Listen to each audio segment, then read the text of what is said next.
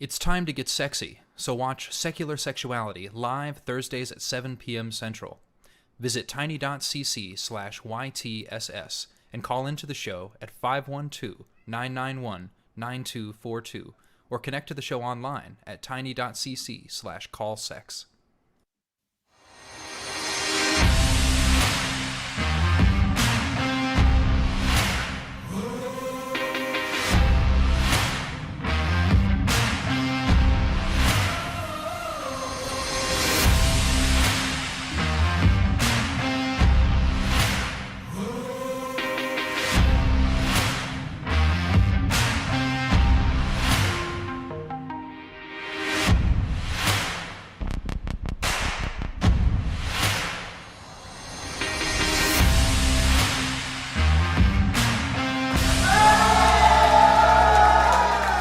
Hello, and welcome to Talk Heathen.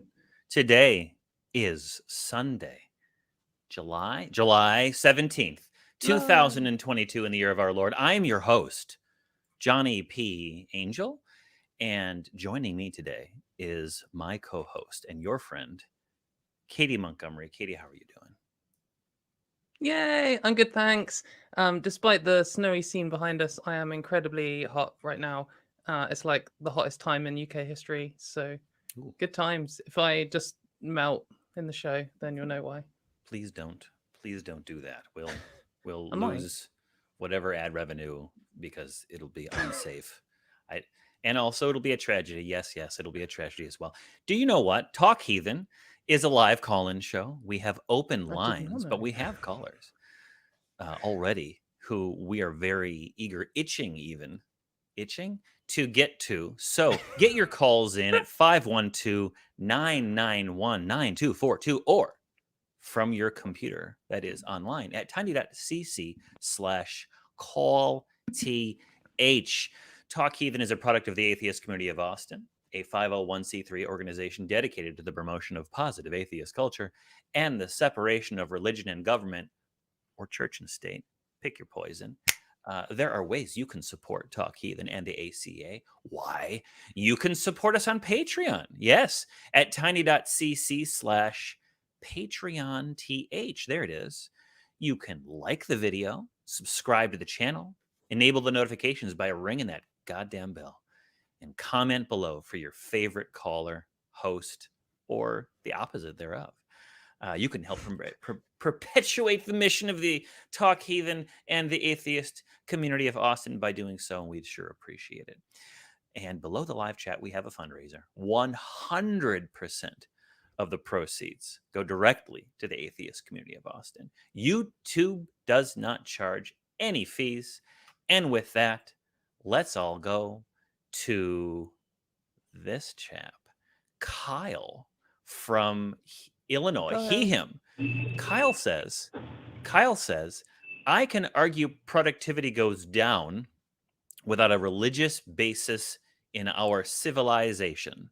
Kyle, you are on Talk Heathen, America's favorite talk show with Katy Montgomerie and Johnny P. Angel. How are you doing, Kyle? Tell us what you mean by that. Yeah, what does productivity mean? Yeah. Well, perhaps I should have clarified just a little bit better in my call screening notes, but okay. It has to do with everything like religion being a basis for morality, way people live, way people communicate with one another. It's all the same. If there's no religion, if you're an absent from religion, then you can go off into really bad ideas. You mean like beheading people, or you can with religion? Yeah, like beheading people. That would never happen without religion, right? I think all religions take people into bad ideas, well, and I think only without religion can you be morally correct. That's not a real. I don't think that's a real. That's not a real religion. Oh, I say no true beheading theists. Okay, you're right, but we would never burn, let's say, witches. Let's say we would never burn witches with religion, right? Of course not. No. And we would never have a holy war or a crusade with No. religion. Certainly we wouldn't do that. That would never happen. Only those pesky secular humanists going on their jihads or their crusades or things Only like that, right? atheists on the Crusades. That was the Yeah. historical fact. That's right. There's no theists in foxholes. We know that too. You didn't mean that, but that's not what you meant, Kyle. Please elaborate and explain, because surely all of my snarky ass comments are directed toward the comment that you made. So what do you really mean? We had our fun. Enough fun. What do you got, Kyle? Well, I mean, my son's really young. He has an idea that he is a free mind, he is a free agent. And he does. But he seems to be abandoning his Christian upbringing for this made-up religion that I can't understand. And I'm like, if you're not following Christianity... But why is that religion religion made up? It's not like a real religion. It's a religion in his mind that he made up. Okay. So as opposed to the ones that other people made up, those are real. Yeah. What's the difference? No, they're not. All right. So what is a religion? Katy asked a good question. All the other ones are real. Yeah. What's the religion that he is pointing on to? Yeah. What is that? Well, I don't know. I can't understand fully. Are you too familiar with the show Avatar on Nickelodeon? I've heard of it. The Last Airbender. Yeah, I've heard of it too. Yes, the Airbender. He's convinced that he like drew a little arrow like on his head, and he's convinced that he's an Airbender. And I'm like, cool. You're not actually convinced you're an Airbender. How old is this child? But like some people like draw a cross on their body and are convinced that they're talking with God. He's 15. Okay. He's 15, and they don't even teach him religion in school anymore at all. It's the world coming to. There's no religion in school at all. So you've described a 15-year-old anime fan who has drawn with like a marker or something, drawn an arrow, much like a little black marker. Yes. Okay, and Kyle, if I may call you Kyle, are you a devout Christian yourself? Yes, absolutely. I'm going to go out on a limb here, and maybe your child is trolling you, and maybe thinks that your religion is just as made up as his Avatar one, and is just trying to get your goat. Yeah, because I guess I don't. I mean, I understand how if you grew up in Christianity. I think the phrase "born and raised." I think the phrase "born and raised" is quite telling, because most religious people are born and raised the religion they are, and that's like the biggest indicator of what religion someone is going to be, is where in the world they're born. But I think, when people grow up in a religion, I can see why they would think, oh, this other religion's ridiculous. Like if you're a Christian and you hear a Mormon explaining what they think, you might be like, well, this is mad. Like, I can't believe in all this stuff. How are Scientologists believe all this stuff? But that's also what they think about Christianity. Like a lot of Muslims think Christianity is mad. And us from an atheist position, we kind of just agree with all of you that they all just sound like they have crazy bits. And for sure, we can say like, oh, well, in Avatar, they think they can cast fire spells or whatever. And we can, well, he just can't do that. But then in, like vanilla Christianity, they believe that God told some man to build a boat and then put all the animals on it and then stay at sea for 40 days and then get them all off, and apparently repopulated the entire earth with just what animals you can fit on a boat. And we know that that's just factually impossible. So there is still ridiculous things in any religion. And in his Avatar one, I mean, at least he's seen it on TV. You can't say that about Christians. So I don't know. Well, maybe it's probably Christian programming. Yeah. But I guess what I would ask you, Kyle, is how would you, if there are 10 people with 10 different religions, how would you determine which one is the right one? How do you know which ones are the silly ones and which one is the one that's definitely true? Oh, easy. Oh, easy. The ones where Christ isn't the God. Cool. Yeah, but my religion has Christ as God in too, but also I just also think that it's just different. And you're like, for example, Islam has Christ in, and they have God as well, and they believe loads of stuff, and their beliefs are all largely consistent and etc., similar to Christianity. So how do you know which one's correct out of Christianity and Islam? They both make claim. They both think, Jesus was a real person who was born and lived his life and taught great things. I don't know how you would tell the difference. And Katie and Kyle, I trust our call screeners, okay? And our call screeners told us that you said you can argue that productivity goes down without a religious basis in our civilization. And while I appreciate the little razzle-dazzle that you pulled by changing the subject to your 15-year-old who is really big into Avatar, I want to get back to the purpose of your call. So tell me how you can argue that productivity goes down without a religious basis in our civilization. Kyle. Yes. The point of me bringing up the child aspect actually ties into that, what you just said. If you are not believing in things that are true to your blood, the things that you grew up with, the country you grew up in, the heritage, the Christian heritage, if you're believing nonsense like Avatar stuff, that's not very productive. That's not going to get you anywhere. You're not going to make money off of doing Avatar stuff, are you? No. I'm sure that people do. You might become an anime artist. Some of them probably do really well. You could be a professional cosplayer, and you could be paid to go to events. He could be a professional atheist and go around showing how people's religions are no different to be thinking you're an airbender. Absolutely. You can go on a speaking tour of the world talking about how religion is a load of bunk and based upon a fear of death or fairy tales or bad thinking. There's a lot of things you could do. Also, in terms of productivity, I mean, I feel like that's quite a subjective meaning. But in the kind of general sense that we would understand if we all said, "Oh, this is productive and this isn't." I think that anyone of any beliefs can be productive. Anyone with any sort of common set of beliefs. I believe that Christians and Muslims and Jewish people that I know, even if I don't believe their beliefs, I still think they can all be just as productive members of society as I can. And I don't really think their religious beliefs make a difference to that. I think they're all hardworking people and they're all capable of contributing to society.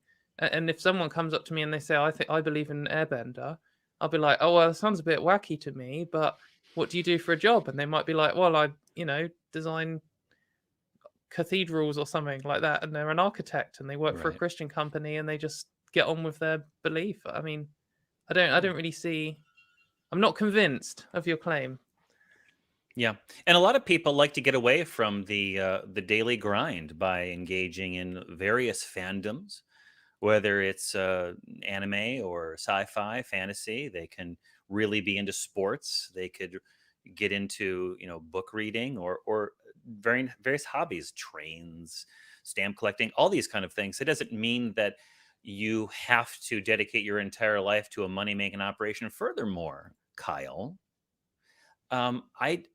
you only have one life as far as we can tell. And, I don't want to cats in the cradle you here, but if your primary focus is to make the big bucks, for your Lord Jesus Christ, I would suggest there may be other worthy ways to spend your time.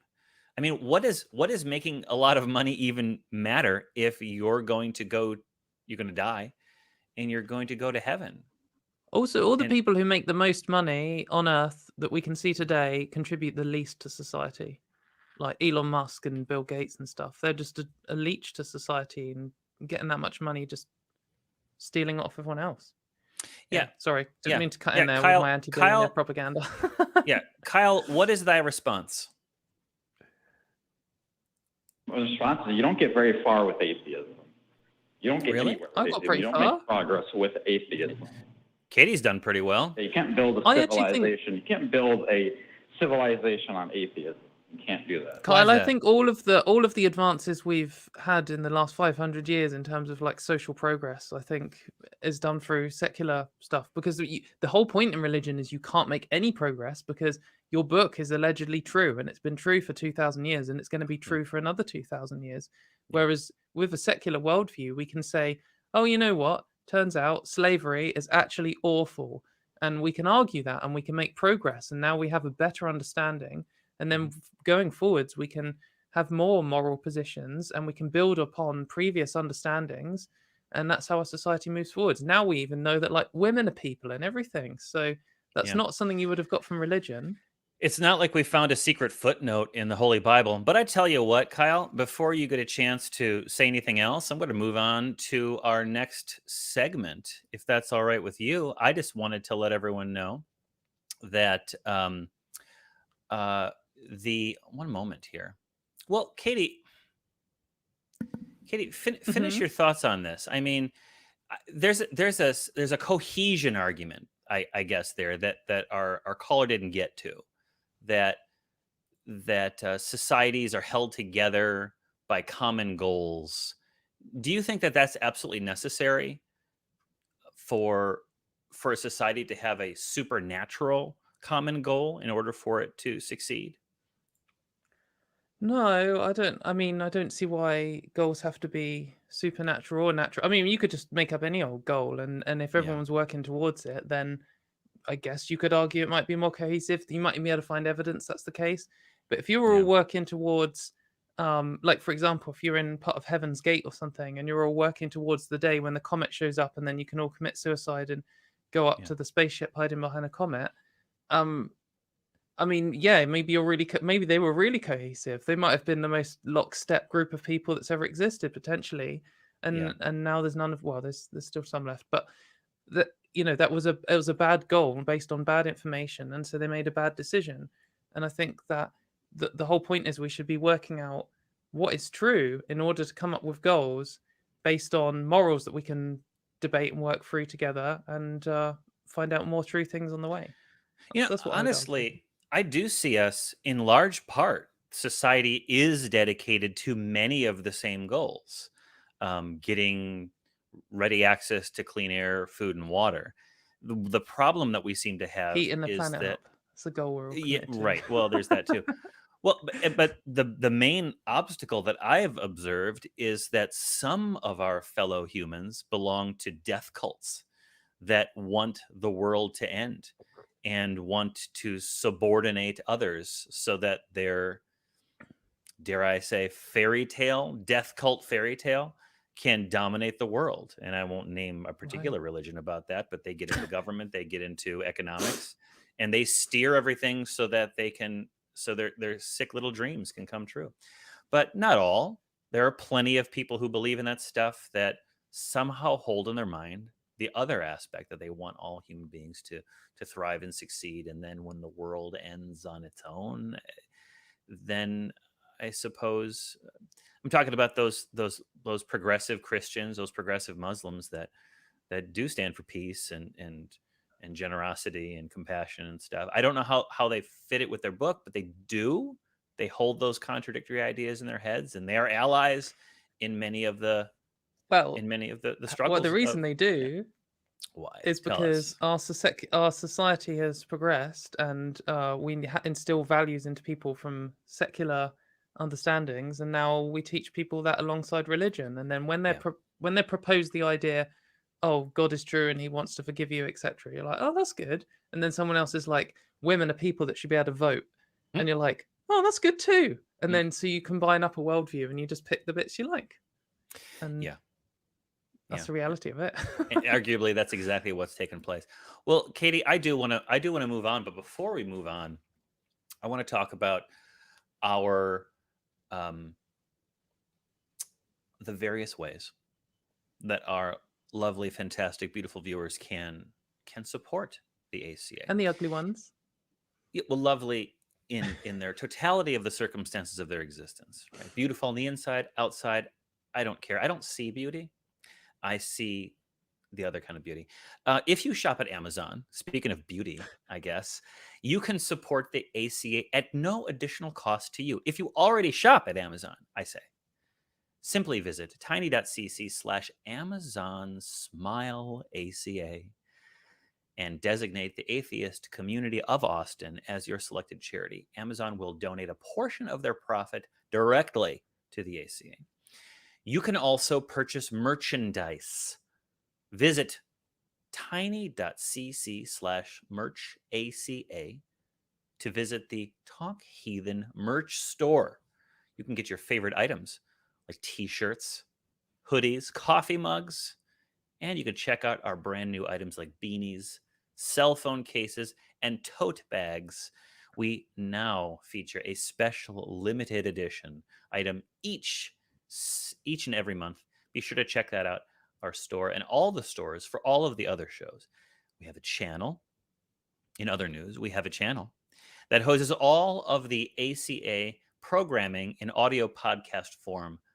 All you need but do is visit tiny.cc/AEN podcasts, and you can listen and devote your eyes to some other worthy cause, whatever that might be. And finally, you can become a part of the Talk Heathen community in our fan-run Facebook page at tiny.cc/FBTHG. All right, with all of that said, I would like to move on to our next caller. I'm going to come on down, Ulrich from Mexico. You told our call screeners, and you're not going to wiggle out of this one like our last caller started going far afield. How did evolution create transgenderism? You are on the line with Katy Montgomerie. I'm Johnny P. And let's talk about this. So what did you have in mind by that? Yeah. Hi. Yeah. Hello. So I just think it's not logical that evolution would create a mindset that makes you not reproduce. I mean, evolution is based on surviving and reproducing, isn't it? Yeah, well, I think that's a very simplistic understanding of like how evolution directly works. I mean, well, actually, the first point I'm just going to make is I don't like the word transgenderism. I would say, how has evolution resulted in trans people? Because transgenderism implies it's a belief system, and we know it's not. But if we look at other animals, there are actually loads of other animals which produce members of that species which don't themselves reproduce. And I think a really obvious example is ants. Often in ants, you would just have one queen in a colony and then a handful of males and then millions of workers who don't reproduce themselves. And the way they're able to pass their genes on is that their genetic line is related to the queen. And if they defend the queen, then the queen will pass her genes on. And that is how the species continues. So, and it's not just insects that do that. And I think another relevant example is meerkats. Often in meerkat colonies, you will only have one female which reproduces, and all of the other females are there just to look after and sometimes even suckle meerkat young, which don't even belong to them. And their genetic lines are less similar than ants are. So ants are often all clones of the queen, whereas that's not the case in meerkats. But the way their society works means that in order for the best survival for the genes, they have to work together and only have one reproducing couple. So I think you need to look at, I mean, this isn't rare. This is very common across, the animal kingdom to a huge extent, where lots of members of the species don't directly pass on their genes by having sex. But I think it's also relevant and important to point out that not every single characteristic of an animal is necessarily evolutionary selected for to create an advantage. All it really needs to do is not create a significant enough disadvantage that the species gets outcompeted. And in the case of trans people, potentially it could be an evolutionary benefit. Potentially it could be evolutionary neutral, or it could be like an evolutionary accident. Not that I want to ascribe any kind of purpose or motive to or anything like that. But it could just be something that happened. It could be a byproduct of another feature that we did evolve, which did benefit us, and it's not caused a big enough issue that it's just not been evolved out of our like lineage. I think like to compare it to so for example, we know that something we call gender identity, but kind of an awareness of what sex you are, is something that lots of animals have, or probably all of them. And we can see that in how they have themselves sex behavior, which is often sexually dimorphic or sexually polymorphic, as in the males and the females act differently, but they also act differently around each other. So I'm kind of going off on a rant here, but I've got so many facts to fit in about animals. A good example of this is some species naturally change sex in the wild. And an example is, one of the most common examples is clownfish. And I think probably lots of people have heard that clownfish can change sex. And you will often find that a group of smaller males, when there's no female there, one of the males, usually the biggest one, will grow bigger and turn into a female and will be able to lay eggs. But importantly, in that process, one of the last thing that happens is the ability to produce eggs. That's like the final step. The gonads redifferentiate and then it can start laying eggs. But way before that, it starts changing its behavior. And there's very typical male behaviors of clownfish, which you can recognize if you're studying them. And there's very typical female clownfish behaviors. And one of the most common and obvious behaviors is the females defend their territories and the males don't. And when a clownfish is selected for to start changing sex, then very early on, it will start defending territories, even though physically it's still a male. But also the other females will start acting as if it's a female, even though it hasn't yet had gonad redifferentiation. And they'll start fighting back and targeting this one supposedly male when they're not doing that to any of the other males. So they have an awareness of what sex they are, and often animals have an awareness of each other's sex. And this kind of internal awareness, you could argue that's what gender identity is. And I think there's probably more to it than that, and it's probably complicated. But like at a basic level, it makes sense that we would have that, and maybe just sometimes it doesn't go the way that it does most of the time. I don't want to say go wrong, because like saying wrong implies there's a right, and there's no such thing in evolution. It just whatever happens. But I think there's evidence to suggest, well, I mean, we know it's a thing. It happens naturally, like we know that already. And there's no reason to think that it would be evolved out or that isn't evolutionarily beneficial.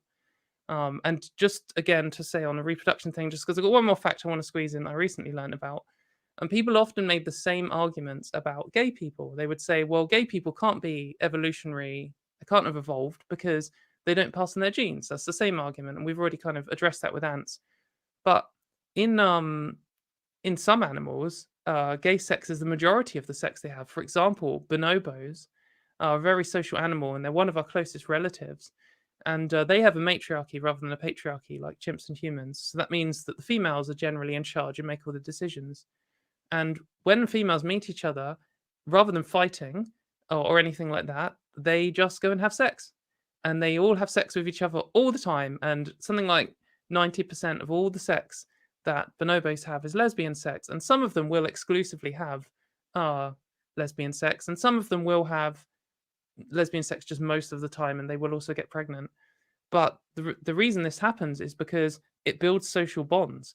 Animals that cause each other to orgasm feel happy when they're around each other, and so they're less likely to fight, and then they can build a stronger colony, or whatever the word is for a group of bonobos, club, and that means that they can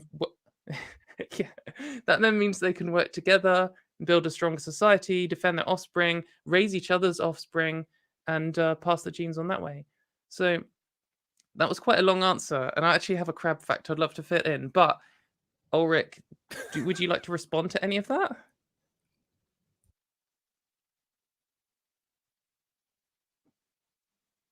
I don't think so.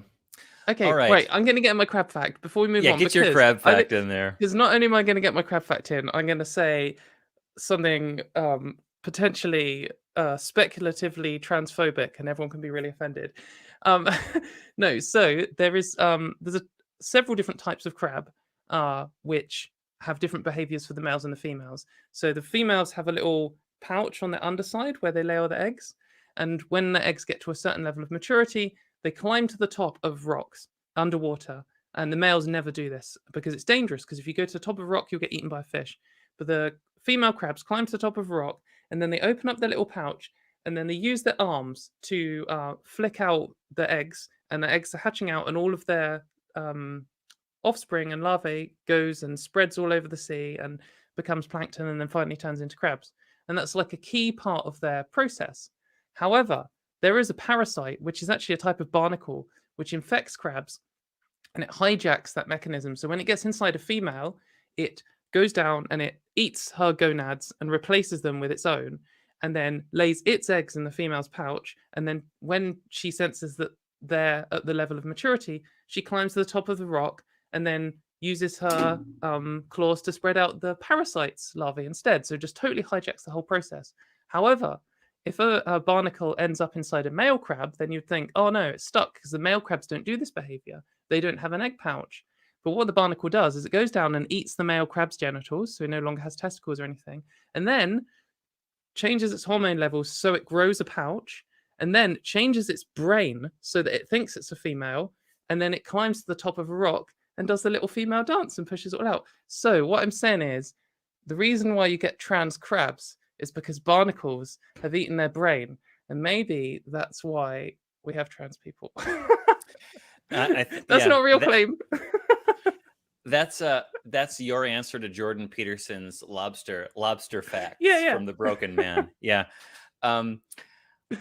Well, see, you can tune in for all of the misunderstandings about evolution. You can tune in for look at the trees arguments. That's entry level stuff. If you're a real veteran of Talk Heathen, you will tune in for crab facts, insects that do terrible things to other creatures, and other information that you don't think is going to be relevant until the very end. And you're like, oh, I see. Foreshadowing. You know what? Thank you for that. Thank you for that crab fact. That was a good monologue that finished off with something absolutely horrifying. I think that should be my trademark. It should be. We need a counter for biological facts from Katy Montgomerie, and people can collect them all. Collect all the biological facts. I've got more. I have some more. If you want some more parasite and crab facts, she's got a plethora. Call in, guys. Yeah, call in. There's more where that came from. I want to let everyone in the audience know that right after this show, well, not immediately after, but shortly thereafter this show, you can check out the newest episode of the Atheist Community of Austin and the Atheist Experience Network's flagship show, The Nonprofits, which will air live at 3 p.m. Central Time today at tiny.cc/YTNP. This week we have a good roundup of hosts. We have Jason Sherwood, Scott Dickey, Richard Gilliver, and Teo Elateo. And we're talking about Biden's executive order regarding reproductive rights, the Wisconsin GOP Senate's blocking the Democratic governor's appointments thanks to GOP gerrymandering. We're going to be talking about the beginning of the Christian Scientists. I wonder if they had crab facts. And of course, we're going to be talking about the Georgia Guidestones. They probably think crabs aren't real. I wasn't there. I've never seen one. The Georgia Guidestones are there, though, allegedly. And well, they were. What are they? What happened to them? Tune in to find out more. Carrying on, the ACA wants you to know what is going on in our atheist community of Austin. And for that, we've got an updated website. Head to www.atheist-community.org, where you can learn all about the organization itself, its policies, how you could get involved, and some news. There's more news now than there's ever been, and that's a good thing. We want to hear from you. We want to know what you liked. We want to know if you want to know more things about crabs, insects, or other plants that are nightmare fuel. And so to do that, you may email us. We wish you to. you can go to tv@atheist-community.org and you can let us know. Now, I'm wondering, shall we go on to our next call? I think we should. And I think that we should go to Patrick in Florida. Patrick, him, says he wants to know why pantheism is considered to be laughable. You're on Talk Heathen. You're on Bug Facts with Katy Montgomerie and Johnny P. and Poppy. Who says that pantheism is laughable? It seems like, well, I've called in here and in the atheist experience, and well, to give an example, Matt Dillahunty said it's the equivalent of saying a kid's can of Coke was God or whatever. It's like redefine it, just define God into existence. It's so absurd. It's like that's the kind of reaction I've got from atheists. Okay. Well, I think Katy and I can both agree that Matt Dillahunty can go suck an egg, as far as I'm concerned. But and Poppy's whispering something. Maybe I shouldn't speak for Poppy. She's telling me that she doesn't even think that Matt knows a single crab fact. I'm willing to bet he doesn't. I'll put money down on crab facts. Ask him about snakes, but crabs no. So I don't care about what Matt thinks. Katy, what do you think about pantheism? What are your thoughts on pantheism? So do you think it's laughable? When you say pantheism, do you mean that the universe and everything in it and all of existence is itself God, or do you mean just everything around us is God? Just to be. Well, just to I clarify. think in light of new information and new like theories on the universe, I think it plays into that, like with this panpsychism, that the universe itself may be conscious or considered conscious. We don't know what consciousness is exactly, or how it, that kind of thing. I think. The reason I was asking, so I didn't mean to cut you off. Just before we went off into some other related thing, was if someone says to me, "I believe in a God," I'm like, "Oh, okay, cool. What's your evidence for that?" Mm-hmm.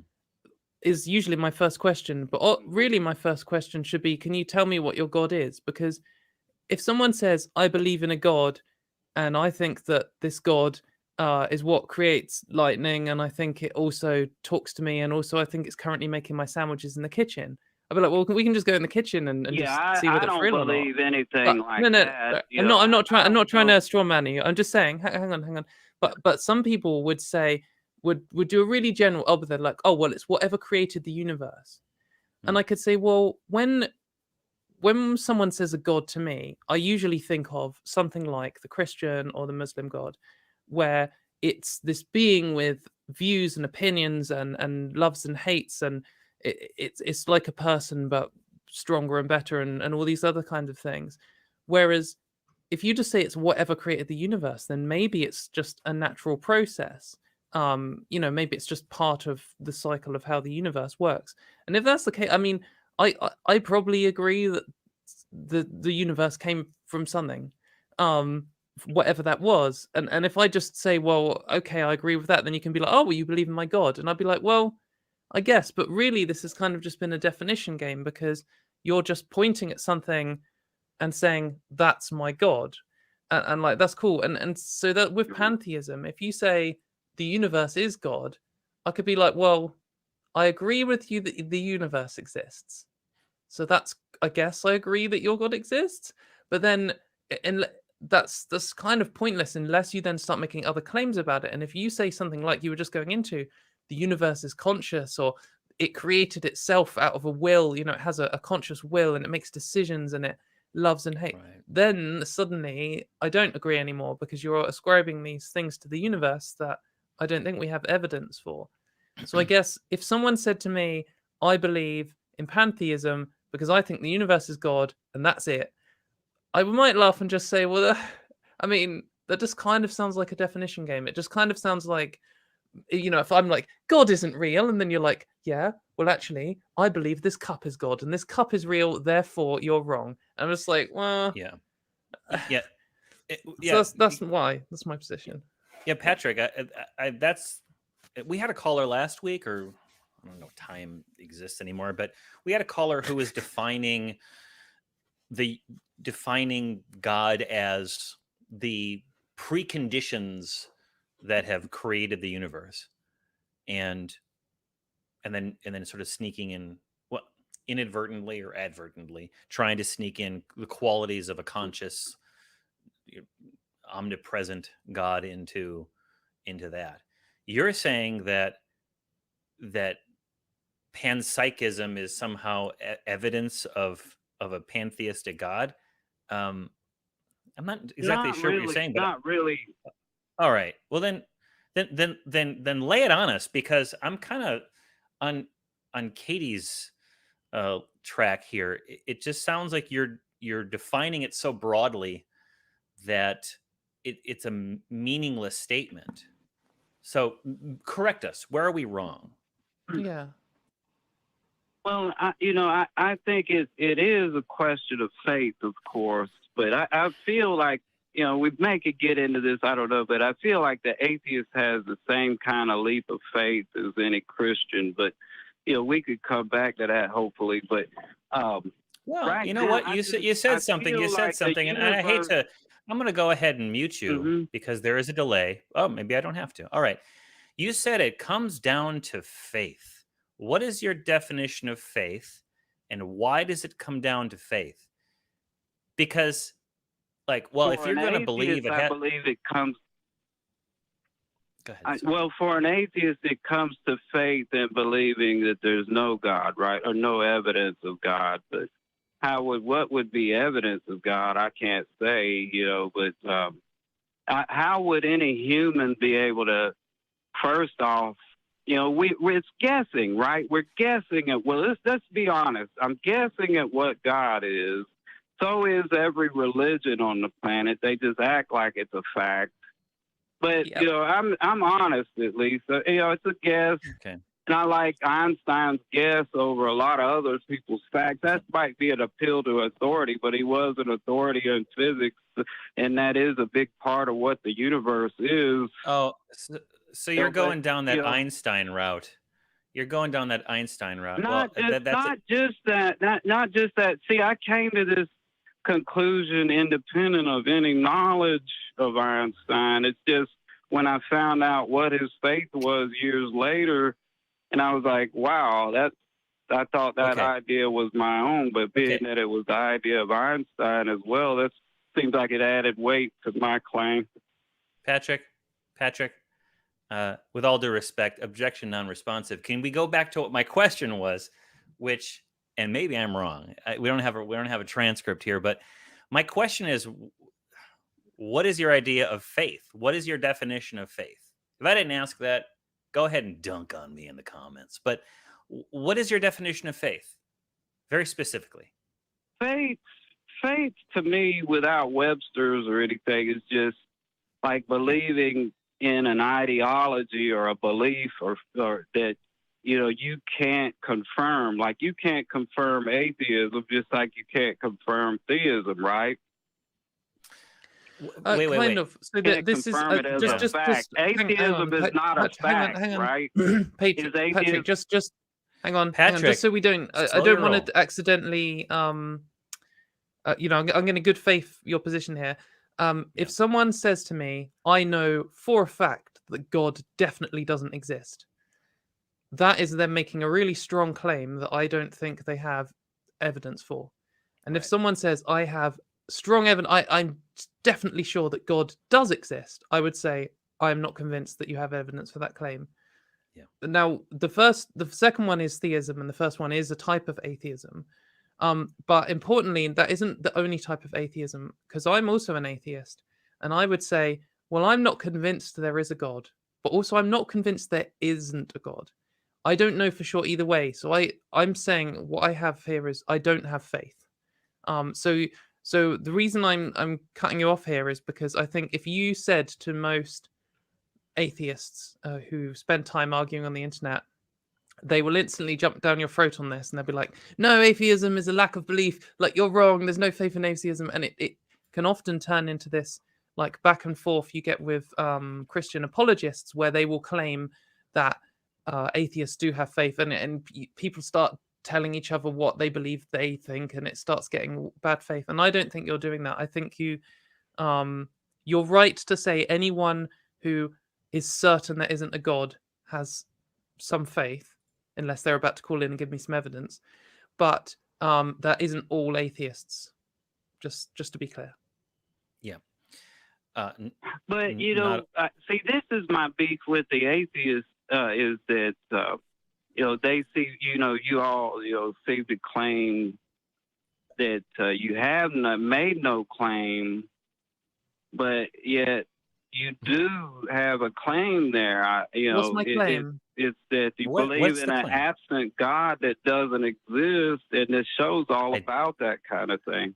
I don't believe in any God. I, as an atheist, believe in an absent God that doesn't exist. Did I hear that right, Patrick? You just don't have the brass to say it. I feel like you just don't have the brass to come out and say it. You're like, no, it's just no evidence. But I've got brass cleaner. I don't know why I don't have any brass. Would be. Patrick. Why would you think that? Okay, go ahead. Patrick, okay, listen. You said you have a brass cleaner. The metaphor doesn't fit, first off. I do have brass cleaner. I know I've got brass somewhere. Maybe I'll bring it on, bring out some flair next time. But Patrick, I'm not so arrogant as some theists out there who would say, I know there's a God. I don't know. I don't know. I cannot see through all the spectrum of light. I have not existed throughout all of time and space. I'm going to go ahead and mute you, Patrick. I'm going to go ahead and mute you, my friend, because you're talking over old Johnny P. And there's one thing he doesn't like, besides Nazis. It's people who talk over him. So, listen, Patrick, I don't recognize any reason to believe that a God exists. I don't recognize any reason to believe that unicorns exist, or the Loch Ness Monster exists, or Santa Claus exists, or Fry from Futurama exists in the real world.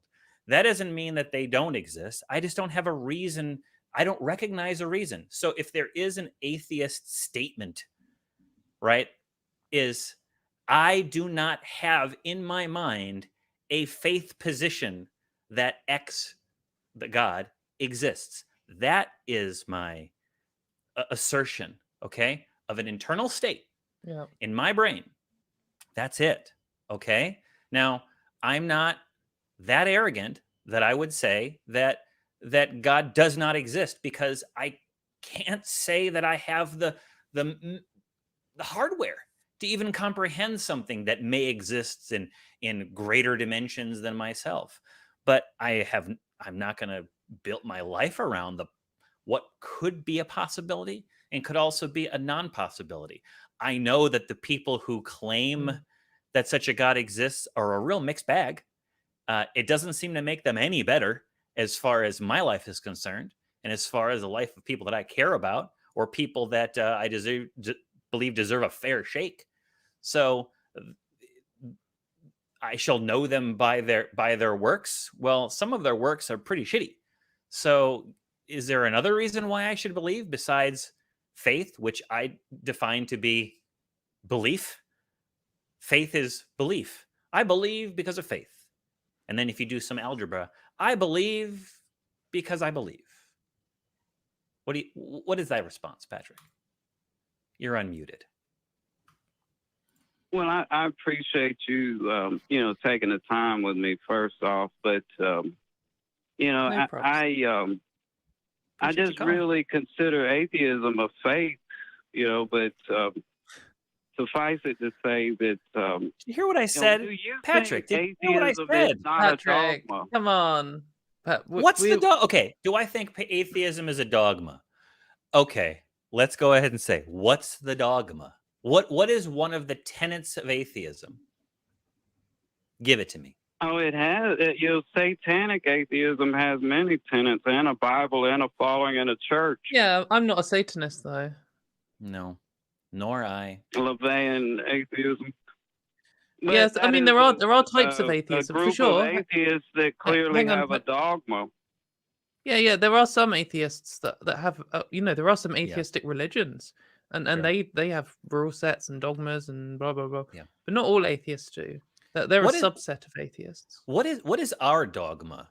Forget about you could ask us questions and we could maybe answer. What is a dogma that we have? No science evidence of God dogma is what it is. I don't reckon. We But have there's no evidence. Provide The evidence. reason What why I kind tell of everyone there's science no would evidence. be required to produce? What kind of science? How complicated do you think a I've God got level this one. science would be? I've got this Having one. known all that would be like the be all end all of science, right? The God science. So, how would we evidence a God? That's what I want to know. I don't know, but if a God exists, I'm going to take one from old Matt Dillahunty here, who can, go do whatever he's doing. That's what I was gonna say. I don't know what would convince me scientifically of a God or whatever, satisfying me in some level, but a God that exists would know. And if that God cared about me believing, that God would have the power to make that happen. And thus far, So aside you from do a brief, want a personal God. I do. Well, no, what he Sounds like wants you is want to it's- disbelieve a personal God. You're talking about Christianity. You seem like you referenced Christianity a few times here in this. Where okay. it's If like, you're sorry, Patrick, it's not an omnipotent. attempt to strawman you. It's not an attempt to strawman you. We're just saying, Yeah. if someone says there's a God and it wants to prove that it's real to people, it hasn't done that to me yet. It's failed. But if there's a God, maybe you're calling him to say there's a God. Hang on. All right, I'm going to go ahead and mute you there, Patrick, because Katie's talking. Sorry. If there's a God that doesn't care whether we know it's real or not, then it's not going to try to provide evidence, and so it just won't. And that's fair enough. But then, I mean, these are kind of just separate things. You can say to us, well, what would convince you? And the answer is, I don't know. And if a God's not trying to convince me, or it doesn't have the power to, then we'll probably just never know. I don't think there's no contradiction here. The answer is I don't know. I don't know if there's a God or not. I don't know what the evidence I'd need to know if there was a God or not. But I know that I don't currently have enough evidence to say there is a God or there isn't a God. Yeah, Patrick. To be fair, if let's say I were to have a vision of a God, Johnny doesn't realize, but he's actually hallucinating right now. Right. I who knows? I'm a brain in a vat, chemicals fizzing. But if I were to have a vision of a God, I'll be honest with you, Patrick. All right. If I had a vision of, I don't know, Jesus, some really, really white guy with blonde hair and long flowing beard and one of those nice robes they used to wear in the good old days.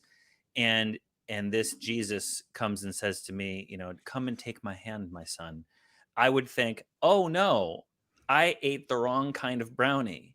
Oh no, someone slipped some drugs into my yerba mate. Oh no, I'm having one of those frequently occurring hallucinations that do happen to people who are not struggling with mental health issues. Hallucinations are common. That would be my go-to thing. Now you might think, oh, that's just cynical. That's just because you haven't let God into your heart. Sure, but I would probably dwell on this experience for the rest of my days and investigate more into hallucinations and stuff. And maybe I would get checked out by a mental health professional to make sure that I'm not going to have a problematic hallucinations throughout my life, and it might get in the way of my driving or whatever. But is it possible for there to be an experience that I would have that wouldn't fall into that bucket of hallucination? maybe very brilliant people through history have had that happen to them, and they were convinced. Now, I do not doubt that those brilliant people had an experience. I'm just not, have no reason to believe that I recognize that they had an authentic supernatural experience and not merely a brain hiccup or whatever you want to call hallucination. So is that, am I just, have I closed myself off to the possibility of the supernatural and Jesus and God and all that jazz? No, but it's a super ordinary claim, and it's going to take some extraordinary evidence for me to overcome it. You should have said superordinary Like evidence. Carl Sagan said. Yeah, So well, go on, he Patrick. said it better. He said it better, but someone was saying, was it Matt? Let's just make this the Matt Dillahunty show today. All right. Somebody was saying that this extraordinary claims require extraordinary evidence, and that was the Carl Sagan quote. And someone pointed out, maybe it was Matt, maybe it was someone else. If it was smart, it was probably someone else. But that, no, it just requires proportionate amount of evidence, right? And so in order to overcome the lifelong experience that I've had of things just cause and effect, things exist in the material world, that it's going to require some evidence of something that is aside, along, above, below the material world, physics, before I will accept that it is a supernatural cause, event. So I just haven't had it. Well, my Patrick? God isn't a supernatural God. It's a natural God. The universe is a natural God. So it's nothing supernatural about it. So you should be able to use like science to prove it's real then. Yeah. Right? If it's You know, natural, I would mean, say, the pantheist is cool with the science test away. Let's see what the universe shows up. I'd say there's a lot unknown about the universe. Sure. Yeah. And consciousness seems to come into play. We don't know, I guess my Roger question, Penrose has Oracle theory on that, but that's a my question would be then, why? Theory, but they've gained evidence. Why do you believe that the universe is God if we don't have evidence of it yet, knowing that one day we might? Like, Yeah. why do you? Why do you believe for me personally, I'll outline. Like, I believe, you want to look for God attributes if you're going to be searching for God, I guess. So one God attribute, would say that God has been described as without beginning or end, as has the universe. The cyclical model of the universe, specifically the CCC of Roger Penrose, depicts a universe infinite with no true beginning or end. It's just big banging and big crunching. But we don't have any infinitum. evidence of that. Katie, what was that? I mean, it's possible. We could come up with mean, an infinite number of theories, but until of mathematical evidence. But Patrick, these are all ideas that people have been. These are all ideas that people have been bouncing around. They're trying them out for size to see if it matches what we see in the universe. You don't believe Patrick, that. give me a second. Give me a one... second. There's a delay, and I appreciate that it's hard sometimes. You want to jump in the middle of a conversation, and it's just kind of like when my dog starts pulling ahead of me, and I just walk him around in a circle, and then I bring him on back. Come on, let's start over, Vinny. Okay, Patrick. No offense, you're not a dog. You're a person. But we can all learn a little bit from our furry friends, right? These are all ideas that we're trying out. We don't have answers to it. We're trying them out. And the time to believe something is when there is sufficient evidence that that particular thing is demonstrable, is reliable, makes predictions that other things can't do. So just because some big brains out there are trying out different models of the universe does not mean that we just jump on it. We just say, okay, maybe we just say, gosh, well, I don't know. I don't know if the universe is cyclical in nature. I don't know if there's if there's the necessity of an intelligent being. I don't know what happens before space-time exists. Maybe my brain can't comprehend it. Maybe you just sit back and wait and really appreciate the journey that the human race is on of exploring the nature of the universe. But we've got people who are like, no, screw that. I've got an ancient book. Go ahead, Katie. Sorry. If there's all these different ideas, and there's some guy who says, there'll be some guy who says, oh well, possibly the universe just cycles on forever, and then someone else is like, oh, maybe it's not going to do that, and here's another theory, and someone else is like, oh, and here's another theory. You might think, oh well, this one would be really cool if it's right, or this one seems like it makes sense to me. There are loads of different theories, but people are coming up with new ones all the time. I should probably not say the word theory, given, but people come up with these hypotheses all the time, and there could be someone who comes up with one that you would be more convinced of, despite still having no evidence, in 100 years' time, and there could be someone who comes up with an even more convincing one than that in another 100 years' time, and you're just kind of seeing one that you like the sound of and saying, I believe that now. But all of these are equally true or false, in our understanding. I'm more agnostic to it. To it. I believe it's a possibility, but see, I think that the atheists, you almost sound like you're claiming like it's not a possibility, but you are saying it's a possibility, but you're acting like it sounds like another Christian talking about evolution is just a theory, man. It's a real science. That's why I was trying to avoid the word theory. Worldwide. Patrick, let me go on the record. All right. I remain unconvinced of pantheism. But I'm not saying it's not real. I'm unconvinced of it. I'm going to withdraw. I'm going to withhold. I'm going to withhold my judgment. All right. I'm just going to live in this limbo. I'm going to be a fence sitter. I'm going to be lukewarm. I'm going to be one of those detestable creatures that Jesus didn't like because we wouldn't commit to some position without sufficient evidence. I'm just going to sit back and watch the big brain scientists discover new things. Katie, what are you going to do? What are you going to say? But I am convinced of evolution. Because whether it's a theory or not, it's got something we got evidence for, and we have a lot of evidence for it. And we made a lot of predictions, and we have predicted correctly many times. So that's why I'm convinced of evolution. You're talking about microevolution, obviously. Anyway. You're not talking about macroevolution, right, Katie? Is what you're. I'm talking about mega evolution. Evolution times 10 to the 6. That's what I'm talking about. Oh. Oh no. Well, okay. We let Patrick go, not because we don't think that Patrick is great.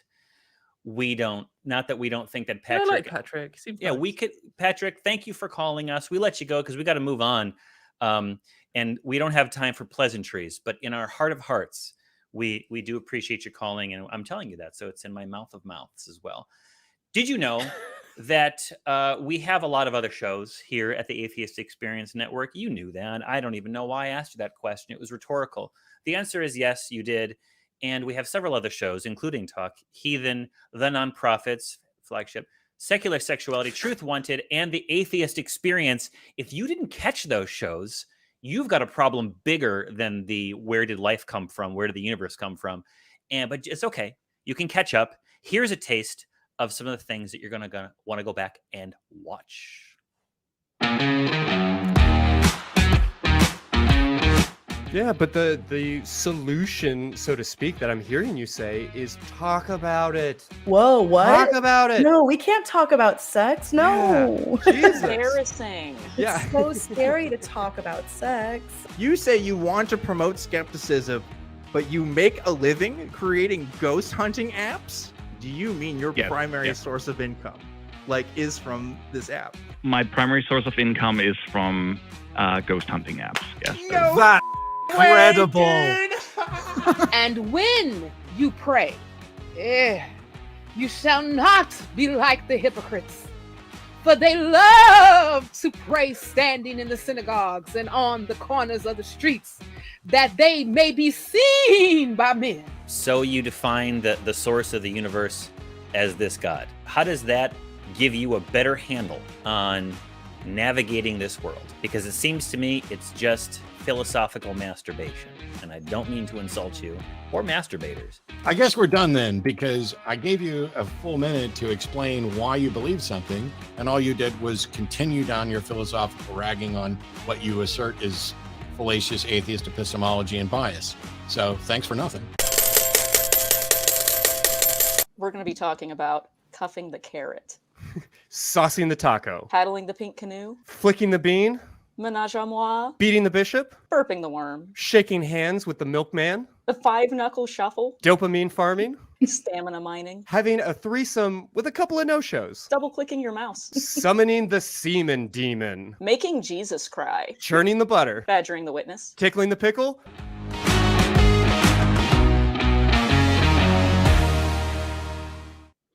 We are back. And one of the things we like to do at this point in the show is to thank our beautiful and fantastic patrons. Oh, and we have top 5 patrons and 1 honorable mention. Katie, would you please do the honors? I'd love to do the honors. Do the honors. So I'm going to read them out in a completely random order to make it really difficult for myself. Number 3 this week is Balaam's Donkey. Number 5 is Dan Conga. Number 1 is Eric Tweet. Number 2 is Dinglebury Jackson. My favorite, always number 4, is AME. And then we have an honorable mention that this week is Freethinker 215. I am glad that there are at least 216 freethinkers in the world. That's good to know. Yeah, I'm glad for it too. We need more of you, Freethinker 215, and the rest of you. I'd like to move on to our next caller. We've got a person by the name of Joe. Him, coming out of Pennsylvania. Is that the Keystone State? Well, maybe I'm right. Georgia. Maybe I'm wrong. No. And Joe, hey Joe, says that the Earth didn't just appear out of nothing. It had to have come from somewhere, and there had to be a God of some form. Joe, Katie and I want to know more about this. You were on the air with us on Talk Heathen. Hello. I think the Earth came How out you of guys doing? something. It came out of a debris field. That's where I think the Earth came from. A debris field. Okay. Well, that's interesting, but I mean, I can pretty much say that I don't think anybody has 100% proof where the Earth came from, but I can tell you right now that it did just come out of nowhere. I mean, it has to come from somewhere, and I just choose to believe in the Bible and believe in Jesus, and choose to believe. So the Earth. So we could have another hypothesis, like Johnny's saying, oh, he thinks it come from a debris field and from a star exploding or whatever, and you're saying, oh, well, I think that is God that for real, created. or is that just? Well, I think that Johnny's alluding to the our human understanding of how planets are created, and we've got quite a lot of knowledge of that, and we've made some predictions about there being other planets. But I'll offer a third hypothesis, and that is that the Earth was magicked into existence the day before you were born by a wizard called Gary.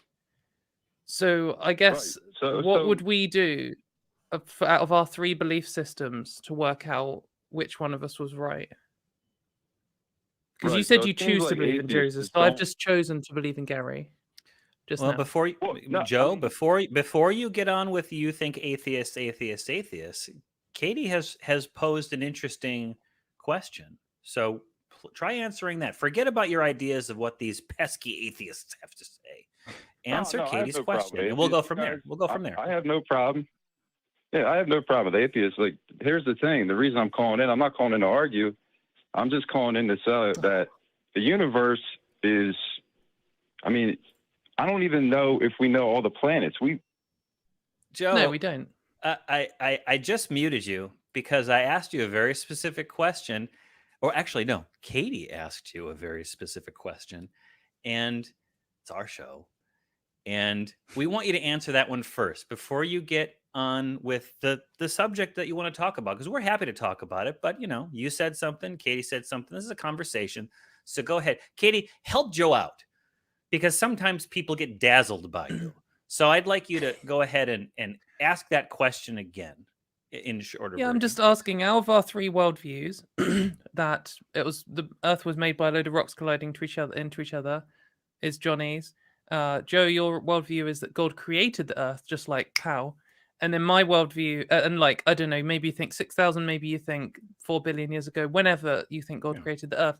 And I think Gary created the Earth by casting the Earth spell in whenever you were born, but the day before that. We should be able to rule. My one sounds a bit silly. I think we should be able to maybe rule it out, or maybe we can rule out Johnny's idea. Like, how would we go about it? I'm not trying to like trip you up. I'm just trying to see how would you go about what process? 100%. I mean, Well, functionally, can't rule anything. Functionally ruling it out. But, okay, so we can't necessarily rule out. But I choose to believe it's faith. It's called faith for a reason, right? But we can look at Johnny's claim, and we can at least look for some evidence of that happening. And we can see that in other solar systems, perhaps, but we can also look at it in our own. We could say, well, if the Earth was created by loads of dust clumping together because of gravity, and then forming rocks, and then rocks that collide with each other, and then creating planets, we would be able to see various things in the universe, and we can make that prediction, and then we can look to see if they're there. And if that's the case, we can't say for sure where the universe came from, because we don't know what predictions to make about that. But for where the Earth came from, we can look at that, and we can see lots of evidence for that claim. For my claim, there's just no evidence at all. And you're right. I mean, maybe it could be true. Maybe Gary just magicked into existence all of the evidence to support Johnny's worldview too, just to make him look foolish when he reveals himself after this show. But Katy, do you believe in Gary by faith? I mean, do you believe in faith? By faith? Faith. Do you choose to believe faith in Gary? Well, I've never met Gary, and I've got I can't make any predictions based on the existence of Gary. No, you're there, Joe. I brought you back. So yeah, it is faith. And okay, by faith. All right. So all I'm saying, yeah, sorry, Joe, I'm in rant mode today because someone asked me about crabs and I went off. We're a bunch of chatty Cathy's. Joe, what you got? Atheist friends, so I mean, it is what it is. But I'm just saying, you know, I don't think anybody has 100% proof. But have you either read the Bible, either of you guys? Oh yeah, I learned to read by reading the Bible. Is it? Okay, good. I don't know if that's true or not. No, in the Bible, it was pretty boring. Well, it might be boring, but I think it has a lot of things in it that prove that Jesus existed and that he created the earth. Okay. Well, now we're can I be sort of 100% shifting. true on that? Do you, Gary? Sorry, just Gary. Joe. Joe, do you require 100% certainty before you do something? Like, for example, let's say there was some microwavable macaroni and cheese in your freezer, and it's been there for a while. Do you require 100% certainty that it won't give you diarrhea later that evening or the next day before you eat that macaroni and cheese that's been in your freezer for a while? Or do you kind of like look at the date, the expiration date, you see that the fridge seems to be working, there's ice in there, everything's fine, and you ate... go ahead. No, most things you put in the microwave, you gotta have faith that it won't give you diarrhea. So no, I don't require 100% proof on that. But it's not the same type of faith, because with knowing how like you have evidence of previous hang on. You have evidence of previous microwave meals you've eaten, and you know that like 99% of them haven't given you an illness. And also, you know about food standard agencies, and you know about vaguely about the production cycle for macaroni and cheese and stuff. So you have some evidence. You don't know for 100%, but you can say, oh, probably this is the case. Yeah. But I don't think we have the same type of thing. You're not just making a prediction. You're making a prediction based on evidence. Though? Because about 50% of them give me some sort of diarrhea. So well, if it's 50%, then you can make a prediction based on the evidence in your life. If you've eaten 100 microwave meals and 50 of them have made you ill, then you've got some evidence, and you could say this microwave meal in my hand might well make me ill. And if I was to eat it, I'd be like, oh, I probably won't, because I never get ill from eating even out of date food. And I'm saying that based on evidence that I've experienced in my life. And we're making a prediction based on evidence, and that's what I'm trying to get to. When we're looking at Johnny's worldview of where the Earth came from, we get some evidence, and then we make predictions, and that doesn't mean we're 100% the right every single time, but it means that if we were just guessing randomly, we would be right almost never. But we're narrowing down our predictions and making them more and more accurate, and that's kind of what science is. It's just narrowing down our predictive ability. So that's why pretty much what I'm calling in is because I think that a claim that there's a God has a lot higher of a probability to being true than an atheist point of view where Earth just came from nothing. But are you basing that on evidence, or are you just saying came it from feels nothing? Right? Well, that's what I said. 100% proof. Yeah, right. Roll back the tape. But I'm not Earth asking came for from 100% nothing. proof. Yeah, I'm not asking for 100% because I feel this is like a little rhetorical trick. Because I mean, for example, we could say every single time. No, I'm not trying to. I'm not accusing you of tricking. Sorry, that wasn't me projecting bad faith onto you. I'm saying that I don't like that phrase because it sounds like one. Because I could say every single time I throw in a ball, which I'm really bad at doing, that it has gone down towards the Earth, and we can say, oh well, that happens because of gravity, and you know. We know that. We can say that, claim we know that. But what potentially could have happened is there could be a God and no gravity, and there could be this really malicious God who's just like, every single time someone throws a ball, I'm going to make it go down towards the Earth. That I'm going to make all these planets go around the sun, and then one day I'm just going to stop doing it. And that's gravity has never existed, and it's all just been me having a laugh the whole time. Potentially that is also true. But intelligent falling. The thing is, all we can really do. All science is creating a model for the evidence we've seen in the world and making predictions. And that isn't really a truth claim. That's not saying gravity definitely 100% exists. What we're saying is we have looked at literally trillions of examples of objects interacting, and we've come up with this formula and understanding of gravity, and we can make predictions, and we're actually right like every single time. And if anyone ever made a prediction using our understanding of gravity today, like our sort of Newtonian understanding, and it was wrong, and we were like, hey, look, I just caught this on camera. I threw this ball and it just went up and just flew out up into space.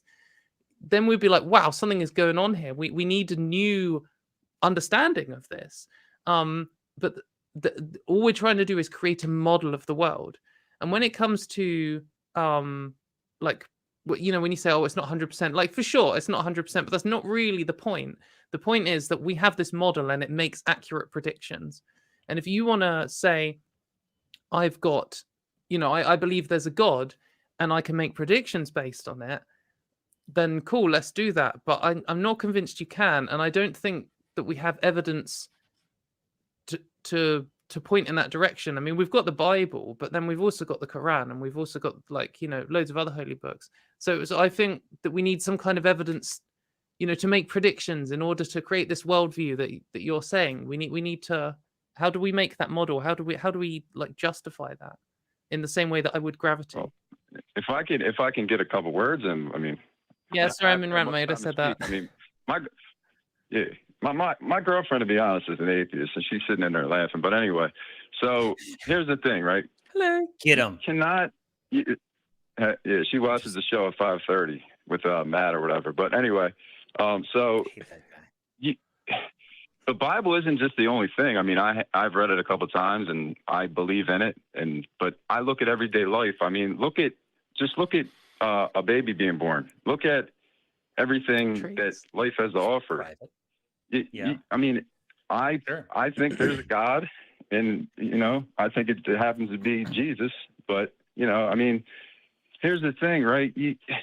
There's never going to. I know you keep saying that you don't believe it. I'm not trying to make you believe it, and I'm just calling up to explain why most people do.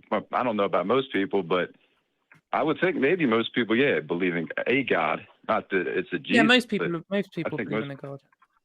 Yeah. Right, but there's been a lot of scientists that actually have been Christian, Muslim, Jewish, but they didn't use evidence to get there. Let's get focused, please. Joe, you talk about, focused, but it doesn't seem like atheists agree. I'm getting focused right now, Joe. I'm getting focused. You say, look at a baby being born. Look at a baby being born. Okay, this makes you think that God exists. Why? Why specifically does a child being born make you think that God exists? Because look at how precious it is. Look at the way it happens. There's no Joe, you are absolutely baiting me into a parasite fact. Do you want me to get scientific about it? Do you want me to get scientific about it, or? Yes. Yeah. Scientific would help because we're talking. Look how precious it is. Look at how marvelous it is. I agree that babies are precious. I think childbirth is love amazing. them. Love the kids. Please call in, babies. We love you. Why is that equal God? Look at how it happens. Look at how sperm hits the egg. And then it takes 9 months for the baby to be born. Now, most people nowadays want to have the baby killed, and it is what it is. Oh no, you're right. Most people do he's want not the sneaking baby in killed, an anti-abortion thing. Yeah, he's one of these guys. Girlfriend. Oh, Joe, I like that's in the background. You questionable choice, but get more specific. Get more specific here, Joe. Okay, it takes 9 months for once a sperm gets an egg, and that egg implants in the uterine wall, and it does its business, and then hormones and all that. So why is that God again? Come on, like it's. I mean, I believe complex. In God, and here's the thing too, right? When you have sex, it feels great. That's why people have sex. It's the best thing you can do ever. Pretty much. And ending when you have a kid, world peace is the best thing ever. It also feels great. It also feels great for some people to see that baby being born. So there's two great things in the span of 9 months. Okay. So it's the argument from emotion and the argument from no, it's not the argument. Here's the philosophy, this argument from this, argument from that. I know. Because I watch Joe at 5:30. I watch that show all the time. I think it's a good show. I enjoy listening to you guys. Okay. But, okay.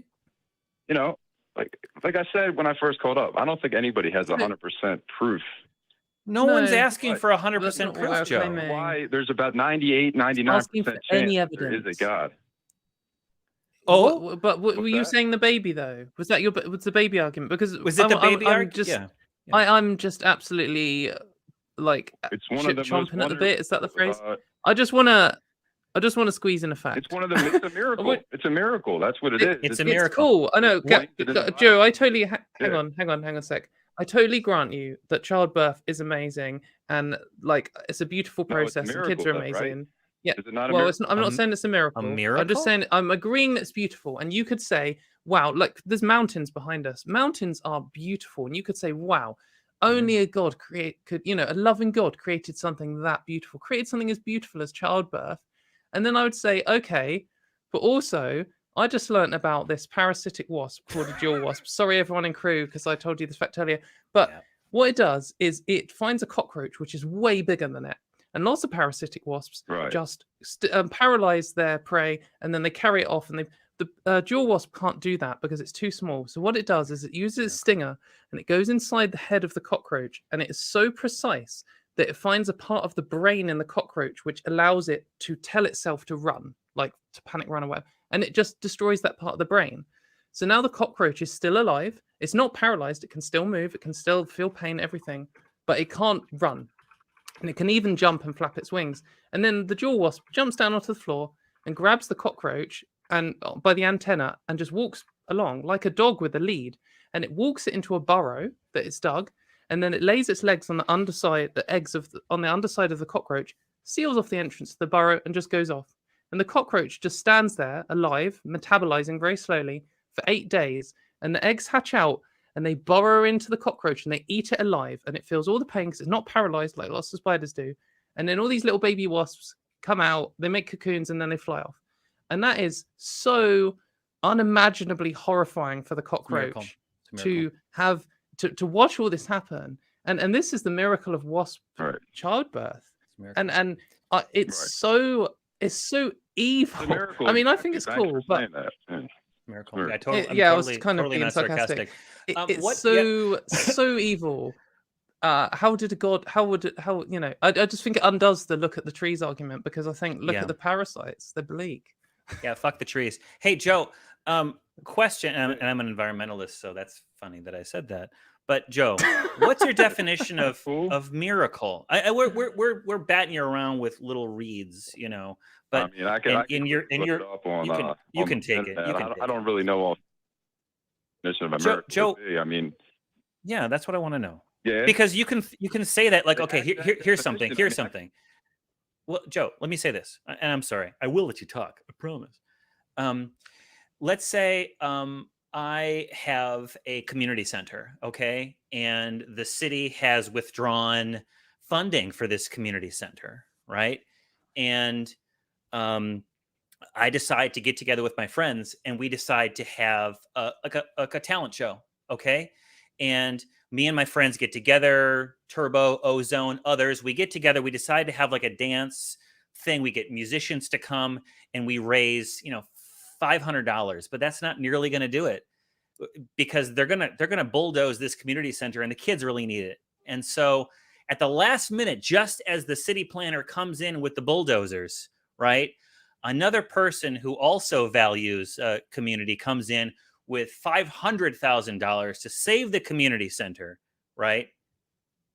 And so we can keep the community center, and we can have breakdancing showcases anytime we want to. Is that a miracle, or is that just like, oh, great? I mean, I think it's great. I wouldn't say that's a miracle. No, I wouldn't say. Okay, all right, that's not a miracle. Cool. How about how about a situation? Childbirth is totally different. Okay, childbirth is totally different. So I would suggest that a miracle is any miracles, because I never. I would suggest that a miracle is a situation where the laws of physics are broken, and something that cannot happen in our material world happens.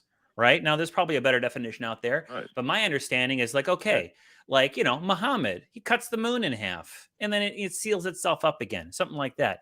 What is miraculous about childbirth? It happens all the time. In Texas, it's going to happen a hell of a lot more often, by the way. So what's miraculous about it when we know that sperms go for eggs implant in uterine walls, and unless something stops that egg from developing into a zygote and then an embryo, and then it passes through the vaginal canal out the other end and comes into existence because of one reason or another, a child will eventually come out of this process. What's miraculous about that, Joe? Yeah, it's just natural. I mean, it's evolved like that. What's miraculous about it? I mean, it's unbelievable. It's amazing. I mean, I don't know. If you don't think that's a miraculous, it takes 9 months for it to happen, for one. Equivocation. So this is equivocation, Joe. 9 months to. What's that? It's equivocation, Joe. Oh, I know. I know all about it. I know all about it. Just because, I know all about it. But what I'm saying is, it takes 9 months for it to happen. What other natural thing takes 9 months to occur? A redwood tree. Let's see, mountains take millions of years, many 9 month periods to happen. Who created the trees, though? I believe that Jesus created the trees. Okay, why? Why did Jesus? Why do you believe that Jesus created the trees? Don't say it's because of faith, because that's shit. Why do you believe that Jesus created the trees? Because without trees, you wouldn't have any air to breathe. Without trees, the animals wouldn't have any food. Plants. Why didn't God create human beings so they didn't require air to breathe? We also know God made the earth without trees. That would just be kind of weird, don't you think? I mean, I don't know. Why? Joe, Joe, come on. Well, listen, I mean, also, you could have just. You have your own faith. Why did we need to breathe? Atheism is a faith, and I have my own faith. So. What faith do we You're have? flailing now. Yeah, I don't know. Joe, here's what I suggest. Listen, here's what I suggest you do, Joe. I like talking to you guys. We know you're not trolling. I do too. I want you to call back. I'd love to have you call Matt, but I want you to call back again. So maybe don't call Matt. I'm not going to call Matt because Matt kind of he hangs up on people. You guys are a lot more gracious, and I like listening to Matt's show. Tell all your friends that, because that's why everyone should call in to talk Heathen. Yeah, talk Heathen. Tell all your friends. Tell your girlfriend. Thank you. I have a different opinion of me, so you won't have to worry about that. My advice Yeah. for next time you call in is Yeah. like, you know, you're saying you're not trolling. Like we're not trying to troll you either, and I'm not trying to like Right. humiliate you. But for some things, when it's No. like, why do you think this happened? And then you kind of retreat to, oh, you've got faith too. That's not relevant. It feels like you're trying to deflect away a point. And I think personally myself, Yeah, I'm not when trying I to deflect, but maybe and I think it's good not to. points, you know. So, but- so when someone says, you know, why would God create us needing oxygen? If you don't know, you could be like, I don't know. I'll go away and call back. Like we're not trying to dunk on you in this show. You know, if you go on Atheist Experience, if you want to get dunked on, but like, if you don't know why God created people with needing oxygen, then you could be like, I'll tell you what, I'll call you back. Go talk to your But go Katy, talk to I your enjoy pastor or talking to whatever. you, and I enjoy talking to. Yeah. I forget your name now, but because I'm not watching it. Thank you. Thank you. I got one too. It's Johnny P. Angel. Yeah. And you're a heathen, friend. right? You're a heathen. Is that your pronouns? I am. Yes, it is. Are we All gonna right, get a cool. little Good. all day.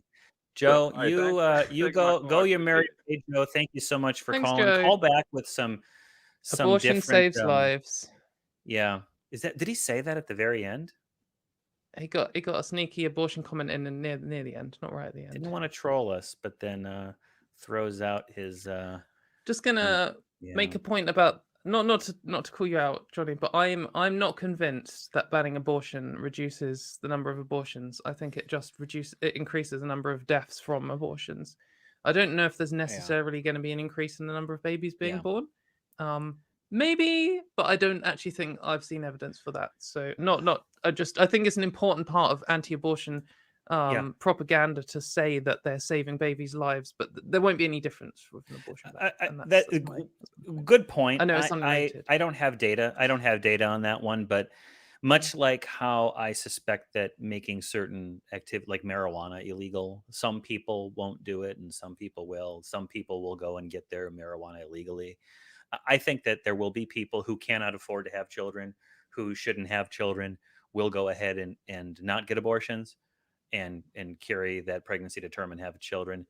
We'll raise it or we'll give it up for adoption. But I agree with you. I think that a huge number of people will go get illegal, possibly dangerous abortions. Some will get pills and they will be okay. Some will get pills and they will not be okay. And some will seek out other means of getting abortions and it won't be good for them. But I would argue that it's not good for society. Or women in general. Yeah, people in general. People. Anyway, sorry. Yeah. Yeah, I think that we probably have time for one more call. Let's take Alok from California. Him says, is being LGBTQ a choice? I wonder why you're calling in to talk Heathen to ask this question. But maybe it's religion based, but it says you're an atheist. Alok. Yeah, I think I mainly called because Katy is here and I watched your Transatlantic show, and it may not be related to atheism, and sometimes I wonder why we discuss it. Maybe we discuss it because the religious assholes discriminate against trans people and all that stuff, but I've been doing some research on this topic recently, and that's why I called. Maybe you can educate me, or maybe we can debate that. In the last 4 years, the number of people in the Gen Z generation who identify as LGBTQ has gone up from 10% to 21%. And I've read some other scientific articles, and I think the medical consensus is it is not a choice. 60% of these people, I think, identify as bisexual, which maybe could be a choice. So my only point was, we always say it is by birth, it is not a choice. The more I read, I'm more unconvinced of it. So I was just trying to ask you guys if it's possible, if it's a choice, because it changes the dynamic entirely of the debate. Because if it's a choice, then maybe you can talk to the person and tell them, hey, is this the choice you're making? You know what you're going to face. This is what's going to happen. And it kind of doesn't make sense it's a choice because they are the most discriminated people. So why would you make that choice? But I think with the Gen Z and this generation, even though they're more open to admitting it now because things have changed. I don't think in 4 years it would double from 10 to 21%. So I'm trying to figure out where I'm wrong. Right. So I think this kind of, is it a choice or isn't it a choice? I mean, it's kind of a false dichotomy. No, I'm not accusing you of bringing that. It's the way that politics always gets boiled down to just yes or no on everything, and then there's no room for like nuance or anything. What I usually say is, I'm saying, oh, it's not a choice, and that's what I'd say when I'm talking on some politics show where I get 1 minute to do a soundbite or something. And the reason I'd say that is I'm communicating that it isn't like I'm just going to be gay today, like some kind of freestanding choice. But that isn't me making the claim that being LGBT is 100% nature. And that's the only factor influencing it. I think all human behavior is a mixture of nature and nurture. I just think it's largely nature for being LGBT. And I think there's a number of reasons that I would make that claim. And I think, like you say, the fact that people are so discriminated against is arguably a piece of evidence.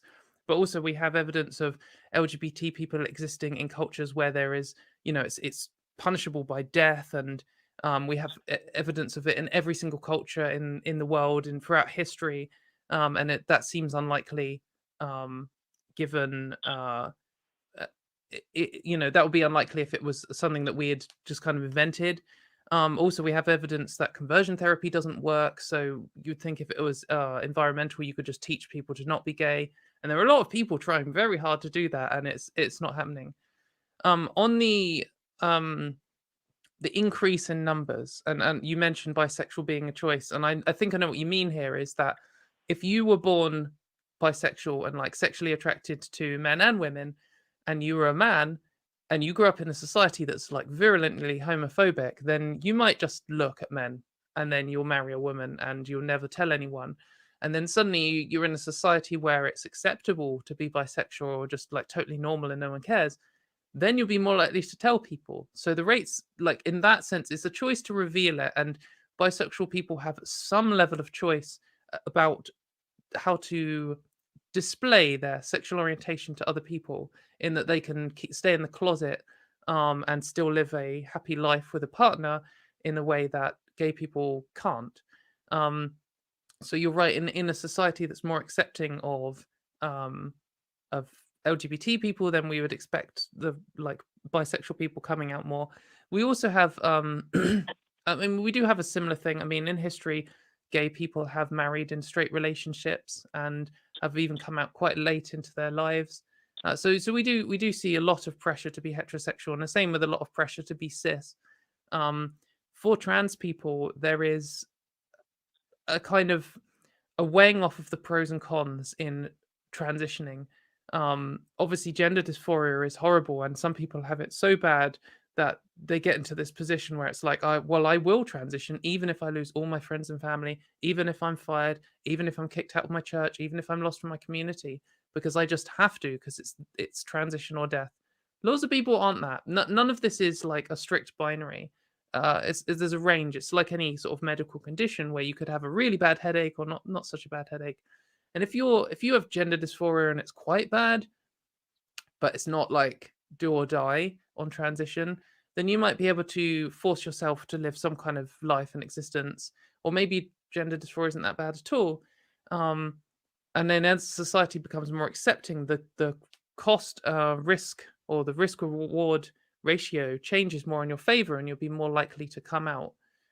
So I think that's a factor in it, and I think there's some evidence for that, in that we can see that trans people exist in every society, but in more accepting societies, more of them come out, and they come out at earlier ages as well, which is an important factor. Like when I had gender dysphoria when I was a kid, and I wished I was a girl when I was a kid, but I didn't know that was a thing until much later in my life. And now all these kids know it because it's on TV, and there would be lots of people who would be coming out later in life. And also, so it's not just that as people become more aware, then people are having more courage to come out. It happens quite a lot faster because there are loads of people all of a sudden of this whole generation who are being taught about LGBT issues, and they can learn about it from the internet. And all of a sudden they you know, that whole generation is given that knowledge, and so all of the trans ones there will come out. So I guess to your thing about being less and less convinced it's not a choice. Oh, sorry, one other point was you were saying about it changes the nature of the like discussion or debate or whatever. I would say, I mean, I think trivially so for sexual orientation. If it was a choice, like a totally free choice, then they should be allowed to choose that. It doesn't affect my life at all if you're gay or straight or bisexual or anything. Like, it really makes no difference to me. And if I'm offended by it, then I'm just a loser. Like, who cares? Fuck off. If we discover tomorrow scientifically proven fact being gay is a choice, then we should still have gay rights. We should still have gay marriage. Gay people should still be allowed to adopt. There's nothing wrong with gay people or being gay at all. And for trans people, I would argue the same. I think. So I'll just finish off and then I'll give you the last thing. Just on trans people, I think that people should have bodily autonomy and the choice to control their own body and choose who they are. I mean, whether it's a choice or not. We do know that like transition improves people's lives, so we have some scientific evidence for it. But I mean, we let people do all kinds of dumb stuff. I mean, even if transition didn't really improve people's lives, I mean, we let people smoke. That's a stupid choice. So, anyway, what do you have as a response? Unless Johnny wants to.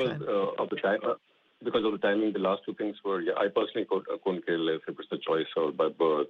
But I've been arguing with zealots and even moderate theists that it's not a choice, and the latest medical research and everything I'm saying, it rubs me the wrong way, and I couldn't care less. But I think if that is the fact that some of it is choice, some of it is birth, some of it is a mixture, we should represent the truth, because the atheism relies on facts, right? And then the last thing was what Johnny was asking. Why is it part of our atheism shows? Oh, I'll tell you why it's part of our atheism shows, and I'm going to let you go while I answer that question, Alok. I really appreciate that you called, but we're running out of time, so I'm going to drop you. Please call again with your good questions in the future. The reason why this is part of atheism shows, and even though, and I think you're on the side that I am about this, is that the reason why I think a lot of people are against the LGBTQ community is because they've been indoctrinated by their religion to say that there is a very specific role that a person born with XY chromosomes has, and a very specific role that a person with XX chromosomes have, and the XXs have to have long hair and have to crank out the babies. They need to be subservient. They need to let the XY chromosome people be the leaders in the family, leaders in the community. They need to shut the fuck up and listen to what they have to say. They say this on various different levels. They say this with various different words. They usually couch it in terms of the dignity of motherhood and the high responsibility of managing a house. But ultimately, it comes down to, if you're a gal, shut the flying fuck up and listen to the men because of religion, or because Jesus says so, because Genghis proclaimed it so, or Muhammad, or whoever the fuck ever, Sky Daddy, right? That's why it comes up, because I can't think of any legitimate reasons outside of superstition and dogma for these rules to apply to anybody ever, right? That's why it comes up. So, with that said, faith-based position. Yeah. So with that said, we really do appreciate you tuning in and watching the show. I want to say how you can support the show right here below the chat. We have a fundraiser. 100% of the proceeds go directly to the ACA. YouTube doesn't charge anything, so donate there if you can afford to do so. We appreciate it. Click the like of this video and subscribe if you haven't already, and share it with your friends who are atheism curious. You can become a member by joining. You can support us on Patreon at tiny.cc/Patreon. We have a channel where you can listen to all of the Atheist Experience Network shows in podcast form. That's at tiny.cc/AEN podcasts. You can join us on our fan-run Facebook page at tiny.cc/FBTHG. If you want to continue the discussion, sometimes we're in ACD. We're not actually in ACD right now, but we will be in the future, I believe. But more important than any of that, you need to come and check out the latest version of the Nonprofits, which comes in at 3 p.m. Central right after this show. Go get yourself a hot tea or a cold coffee or whatever it is you drink, and come and join us for the Nonprofits. Let's go to crew cam. Let's take a look at our crew. Let's see what they're up to. We've got some firsts here today. We've got some happy people. We've got kitty cats.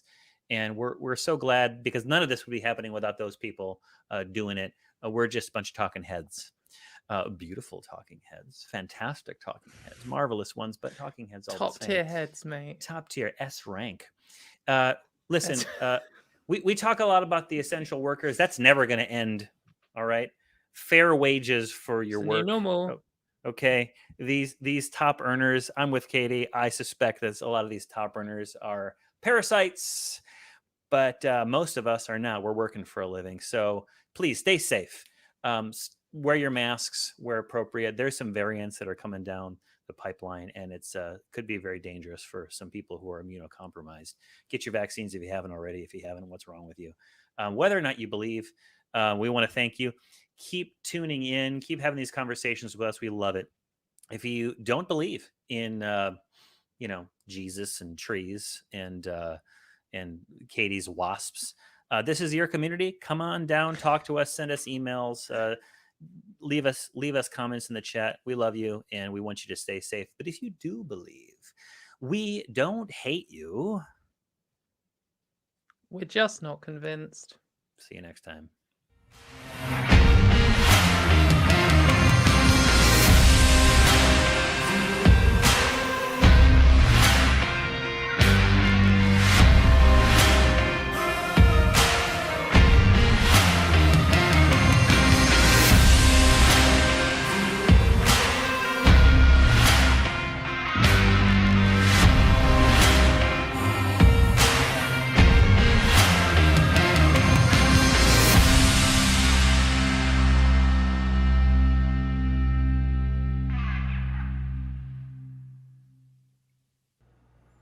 We want the truth, so watch Truth Wanted live Friday at 7 p.m. Central. Visit tiny.cc/YTTW and call into the show at 512-991-9242 or connect to the show online at tiny.cc/calltw.